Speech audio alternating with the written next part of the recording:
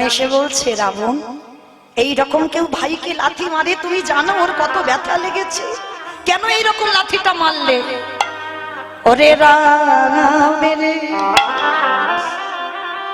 রাবণ বলছে রামকে, এই জগতে সবাই জানে আমি আমার ভাইকে লাথি মেরেছি, কিন্তু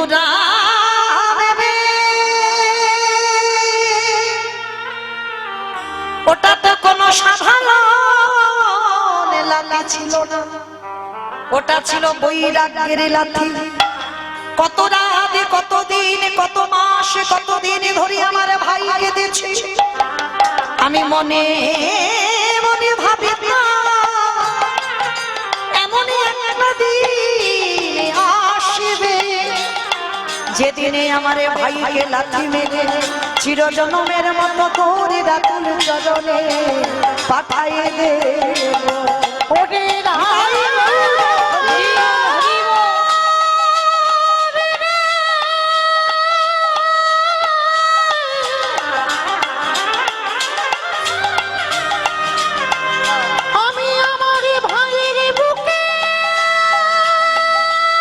তাহলে কি বুঝলাম মা? এইটুকু শুনে রাবণ লাথি মেরেছে আপনাদের আমাদের শিক্ষা দেবার জন্য। আমরা লাথি খাওয়ার আগে ধরতে হবে তার চরণ। যারা ধরতে পারবে অনায়াসে তারা গোবিন্দ কৃপা পাবে। আর সংসারে ওই বিভীষণকে লাথি মারলো, তারপরে তো রামচন্দ্রের চরণে গেল। তাহলে সেই রাবণের হৃদয়ে কতটা প্রেম ছিল, কতটা ভক্তি ছিল। রামচন্দ্র বধ করেছিল রাবণকে, আর বধ করে সর্বশরীরটা বাবা পাপী হয়ে গেল। আর সেই পাপ কবে ধুচ্ছে? কৃষ্ণ অবতারে যুধিষ্ঠির রাজস্বই যজ্ঞ। আমাইরা যেখানে ছিলাম আবার সেখানে এলাম তো মনে পড়ছে? তাহলে যুধিষ্ঠির যজ্ঞে এলো। এইটুকু শুনে কি শিখলাম? মানুষ মাত্রই অপরাধ করব, ভুল করব, অন্যায় করব, পাপ ফেললেই পাপ। তাহলে যারা আমরা অপরাধ করব, সাধুগুরু বৈষ্ণব সেবা দাও। সেবা যদি না পারো তাদের এঁঠো পাতাগুলো পরিষ্কার করো। তাও যদি না পারো বৈষ্ণবদের একটু প্রসাদী গায়ে মেখে নাও। আর যদি নিতে পেরেছ, কোটি কোটি জন্মের অপরাধ থেকে মুক্তি পাবো পাবো পাবো। এইবার ভগবান কৃষ্ণ রাজস্বই যজ্ঞের দরজায় দাঁড়িয়েছে। যেমন দেখেন আমার বাবা এই যে একটা গেট তৈরি করেছে, ওই জায়গাতে দাঁড়িয়েছে ভগবান কৃষ্ণ। মানে অন্য কোনো জায়গা থেকে একটা ঢুকতে পারবে না, মানে সব বন্ধ করা আছে। এইবার ভগবান দাঁড়িয়ে অগ্নিদেব, পবনদেব, বরুণদেব, ইন্দ্র, ইন্দ্রাণী, ব্রহ্মা, সাবিত্রী, শিব, দুর্গা সব পরপর লাইন দিয়ে আছে। আর কৃষ্ণ প্রত্যেকের পা ধোয়ায় আর যজ্ঞের ভিতরে ঢোকা। এমন সময় জগৎ জননী মা দুর্গা বাবা ভোলানাথকে ডাকছে, প্রাণনাথ, ও প্রাণনাথ, আর দেরি নয়, চলো কৃষ্ণ পা ধোয়াবে, পা দুটো একটু ভালো করে ধুইয়ে নিন। বাবা ভোলানাথ ত্রিলোকের বড় বৈষ্ণব, হেসে বলে উঠলো, পার্বতী তোমার কি মাথা খারাপ? ও কে আর আমি কে? আর আমার পা দুটো বাড়িয়ে দেবো? শোনো, তোমার যদি এত ধোয়াবার ইচ্ছা হয় তো তুমি লাইনে দাঁড়াও, কিন্তু আমার পা আমার কৃষ্ণ ধোয়াতে পারবে না।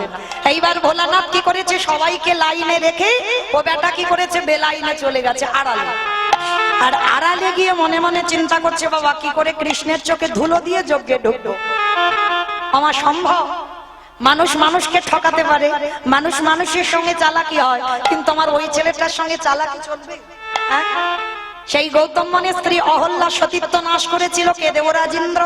আর তাতে কি হলো? সর্বশরীরে গুরুদেব অভিশাপ দিল, তোর ভোগ চিহ্ন। আর কান্নাকাটি করার পরে আশীর্বাদ হলো কি? সহস্র চোখ, মানে 1000 চোখ হবে। তা ইন্দ্রের শরীরে বাবা 1000 চোখ, কিন্তু তার থেকে তো আমার ওই ছেলেটার শরীরে আরো চোখ বেশি।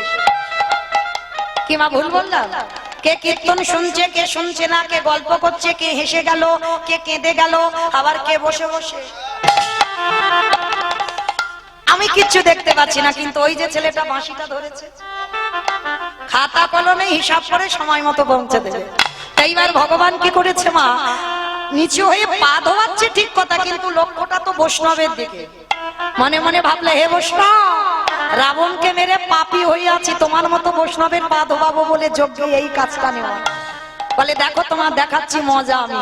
এইবার আড়ালে গিয়ে ভোলানাথ কৃষ্ণের চোখে ধুলো দেবে বলে ধুম করে একটা কুকুর হয়ে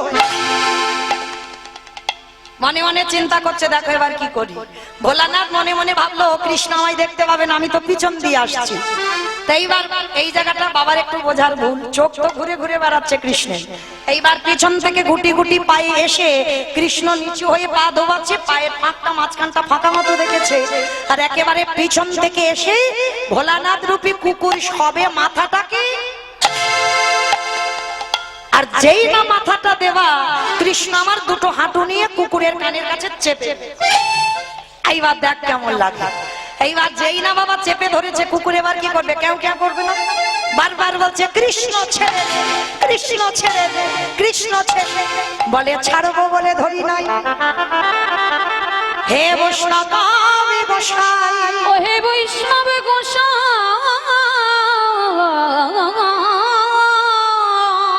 তোমার মতো বৈষ্ণবের দুটো চরণ ধোবালে বোধহয় আমার কম হতো।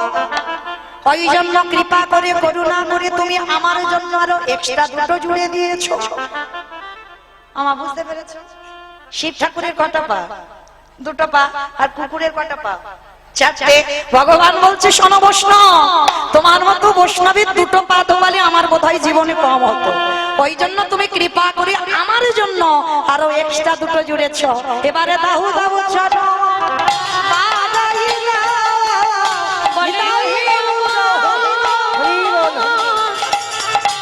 বৈষ্ণব গোসাই,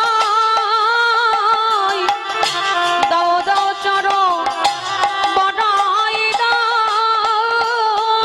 বলি আরে তো চলো ছাড়িব, বলে দাও দাও চরণ বড়াই দাও। বলি এই প্রতিজ্ঞা করে গেলাম, দাও দাও চরণ বড়াই দাও। বলি এই চলো ভিজে ধরলাম, দাও দাও চরণ বড়াই দাও। বলি আমি তো চরণ ছাড়ব না হে, চরণ বড়াই দাও। আমি তো চরণ ছাড়ব না হে। চরণ বড়াই দাও, দাও দাও চরণ বড়াই দাও। এইবার যেই না কৃষ্ণ ধরে ফেলেছে, হাঁটু দিয়ে চাপ দিচ্ছে কানের কাছে, কুকুর রূপী ভোলানাথ বলছে কৃষ্ণ ছেড়ে দে। আমি কান বলছি, নাক বলছি, জীবনে আর ভুল করবো না, আজকের মতো চুপ, একটা কথা হবে না, খালি দেখে যাও আমি কি করি। মোটা দড়ি নিয়ে কুকুরটাকে আষ্টে পিষ্টে বেঁধেছে, কিন্তু বাঁধলে কি হবে? কুকুরের চারটে পা তো শুধু ছটফট করছে। ভগবান বলে এবার পায়ের ব্যবস্থা করতে হবে। মোটা দড়ি নিয়ে কুকুরের চারটে পা এক জায়গা বেঁধে দিয়েছে, আর যেই চারটে পা বেঁধে দিল আর কি কুকুর কিছু করতে পারবে? শুধু নয়নে জলে ধুলাই বড়া গড়ি যায়। আরে বলে কৃষ্ণ পারে, ওরে কৃষ্ণ রে,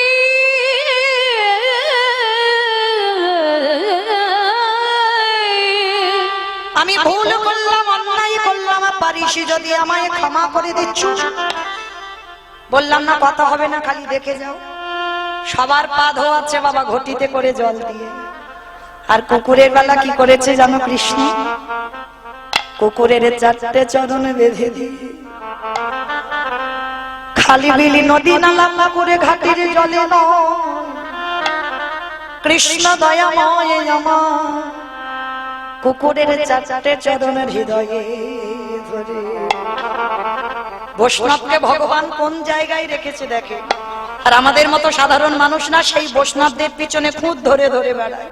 নিজেরা পারবে না আচরণ করতে, কিন্তু বলতে ছাড়বে না। আজ ভগবান বৈষ্ণবকে কোন জায়গায় রাখছে দেখো। দয়াময় আমার চোখের জল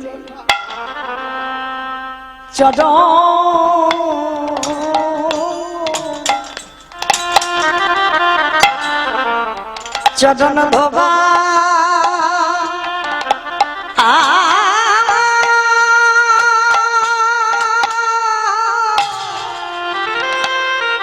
ধোবা গিয়েছে।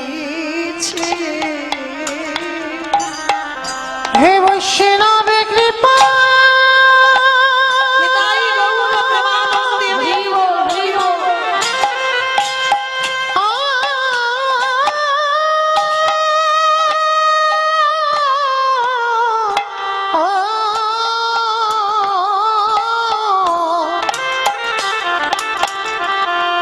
হে বৈষ্ণবে কৃপা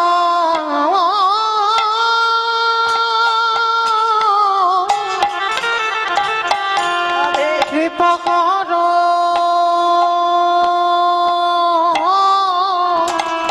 বলে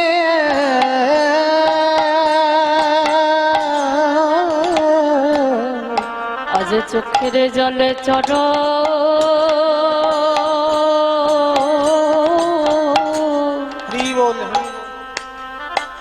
চরণ ধোয়া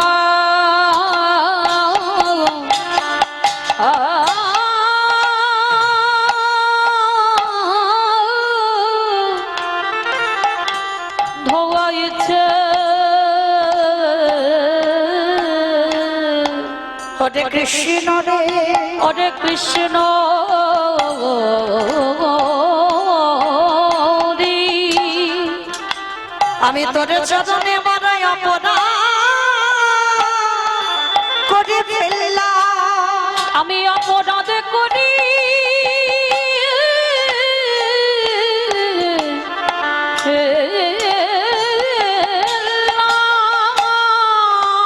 ভগবান বললেন ভোলা না ওগো ভোলা না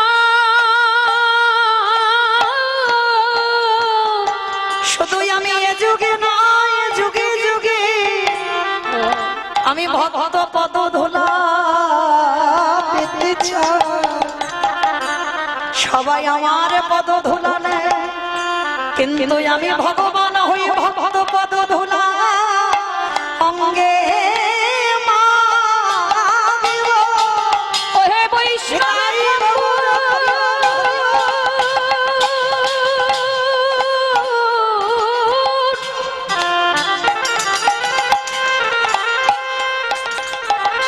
এই জগতে সবাই আমার চরণে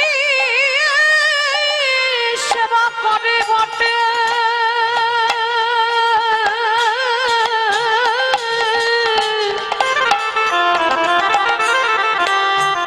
কিন্তু আমি যে ভক্ত চরণে বড় ভালোবাসি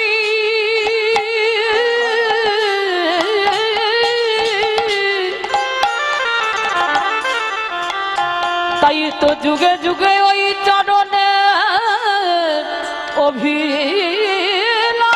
অভিলাষী অগ বৈষ্ণব হে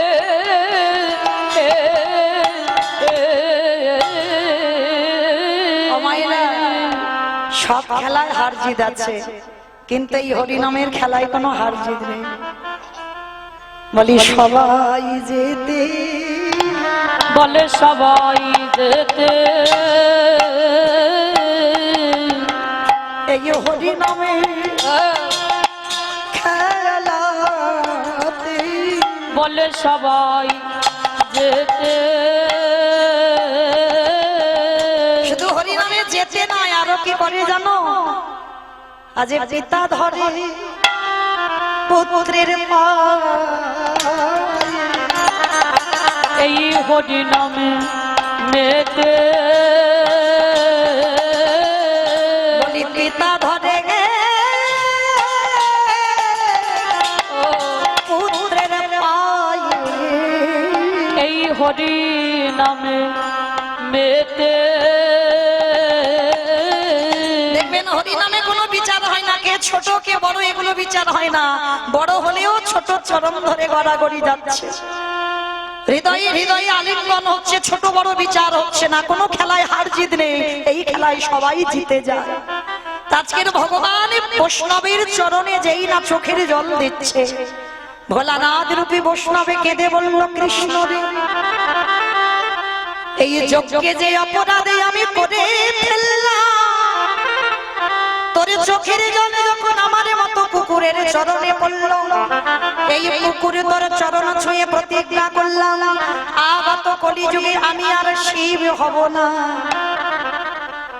আমার যেখান থেকে এসেছিলাম আবার সেখানে ফিরলাম মনে পড়ছে তো কি বলেছিলাম প্রশ্নটা সত্যতে শিব ত্রেতাতে শিব দাপরে শিব কিন্তু কলিতে শিব রূপটা ধরেনি হয়েছে অদ্বৈত আচার্য গোসাই কেন এই জ্ঞানের কথা জানতে গিয়ে আমার একটু রামায়ণ মহাভারতে যেতে হলো তবে তো পরিষ্কার হলো চলো সেই ভোলানাথ বলল, কৃষ্ণ আগত কলিযুগে আমি শিব হব না, আমি হব অদ্বৈত আচার্য মশাই। আরে তুই আমার কৃষ্ণ হবি না, তুই হবি আমার নদীর নিমাই চাঁদ। নদীর নিমাই চাঁদ। কৃষ্ণ রে ওরে কৃষ্ণ রে। 12 বছর তুলসী ভাষায় আমি বৃন্দাবন থেকে তোকে নদিয়ায় নামাবো। কথা দে কারোর ডাকে তুই আসবি না, আমার ডাকে আসবি। আর শোন, সেদিন আমি তোর থেকে 52 বছর আগে এসে মাটি পরিষ্কার করব, যেখানে তুই অবতীর্ণ হবি। আরে যেদিনে তুই আবির্ভূত হবি, আমি শান্তিপুর থেকে তোর সঙ্গে দেখা করতে যাব। আরে যেদিনে তুই আর আমি দুজনে মুখোমুখি হব, এই রাজস্বাই যজ্ঞে যেমন তোর চোখের জল আমার চরণে পড়লো, আমি তোর কাছে ঋণী হয়ে গেলাম। সেই দিন আমি ঋণ শোধ করব। যেদিন কলিযুগে হব অদ্বৈত আচার্য, তুই যেদিন আমার নিমাই হবি, যেদিন আমরা মুখোমুখি দুজনে দাঁড়াবো, ওরে এমনি করে চাচা ওহে বৈষ্ণবী কত বলি এমনি করে চরণ ভোগাইব।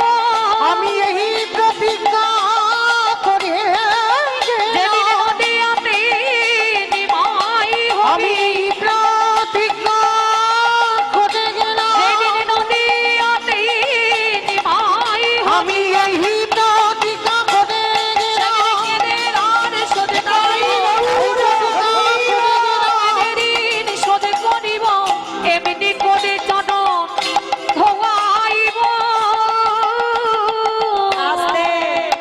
তাহলে মায়েরা পরিষ্কার বোঝা গেল অদ্বৈত আচার্যের ডাকে কৃষ্ণ গৌর হলো। আর হয়ে কি করছে জানো? কেহ বলে পুরবেশী রাবণ বধিলা। কেহ বলে পুনরীতি, আমার উলু কই? কেহ বলে পুরবেশী রাবণ বধিলা। কেহ বলে পুনরীতি আমার গোড়ালি গুনা গুনা গুনা গোড়ালি।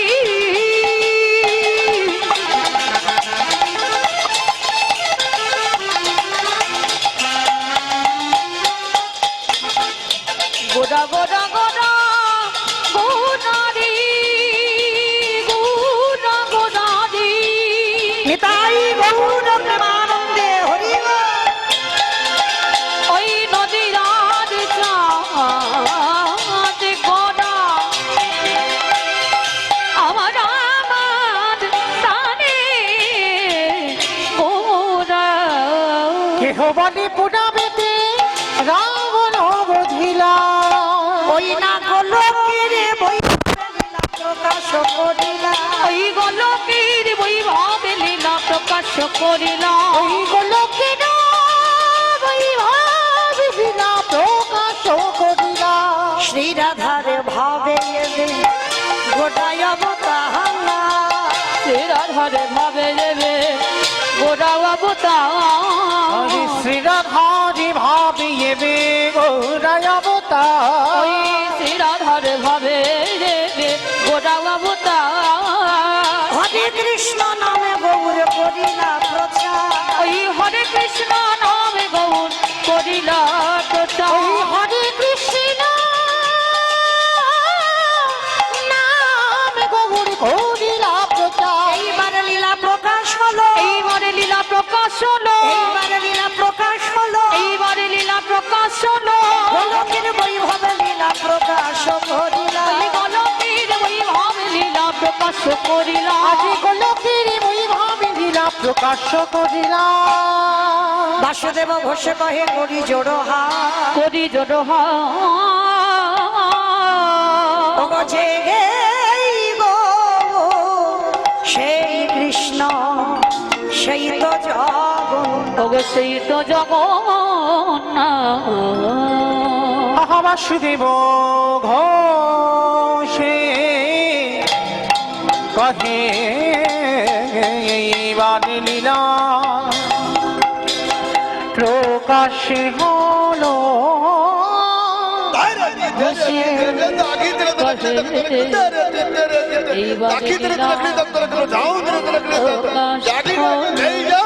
বাসুদেব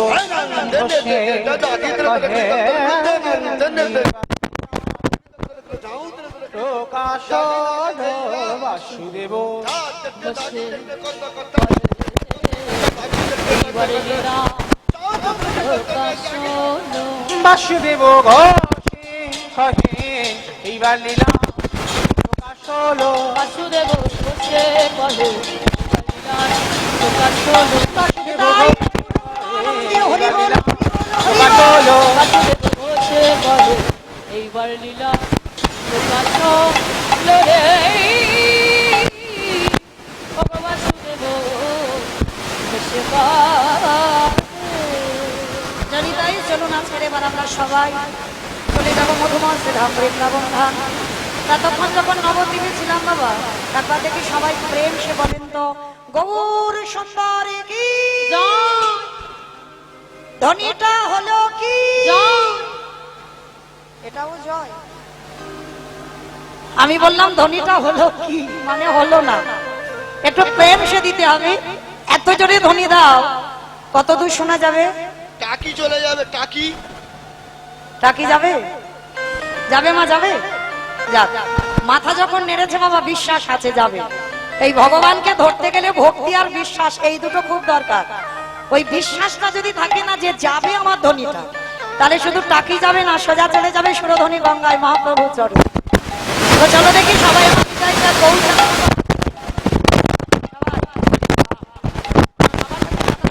যারা আছে সবাই একসঙ্গে আত্মনিবেদন না হলে কি লাভ?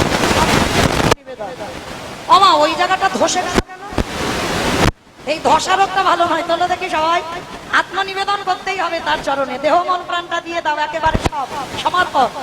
সবাই বলো গৌর সুন্দরী কি নবদ্বীপে ধামে কি সচির নন্দনে কি বিষ্ণু প্রিয়া কি নিতাই চাঁদ কি ভক্তবৃন্দ কি হরিবাসর ধাম কি সাধু গুরু বৈষ্ণব কি আপন আপন গুরু চরণ কি নিতাই গৌর প্রেমানন্দে